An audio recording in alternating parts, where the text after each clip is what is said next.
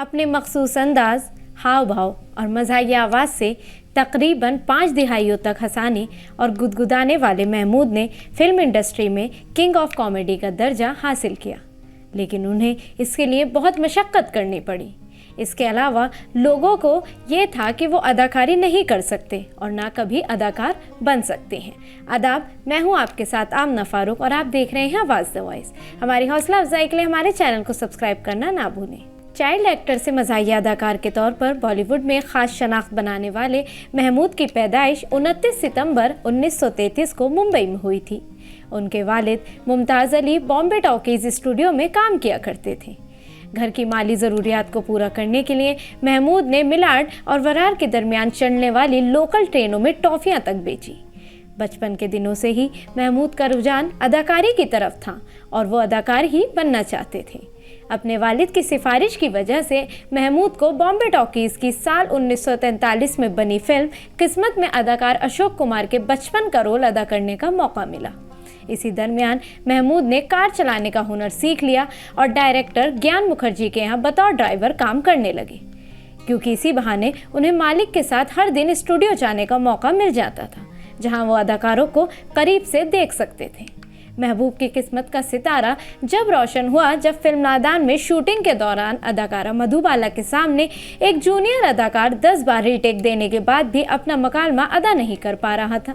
Film हिदायतकार Hira Singh ने यह मकालमा महमूद को बोलने के लिए दिया, जिसे उन्होंने बगैर रीटेक के एक मर्तबा में ही मुकम्मल कर दिया।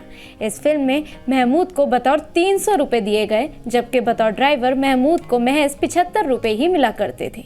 इसके बाद महमूद ने ड्राइविंग का काम छोड़ दिया और अपना जूनियर आर्टिस्ट एसोसिएशन में नाम लिखवा दिया और फिल्मों में काम करने की ठान ली। इसके बाद महमूद बतौर जूनियर आर्टिस्ट फिल्म 2 बीघा ज़मीन, जागृति, सीआईडी, प्यासा जैसी फिल्मों में छोटे छोटे रोल किए, जिनसे उन्हें कुछ फ़ायदा हासिल नहीं हो सका।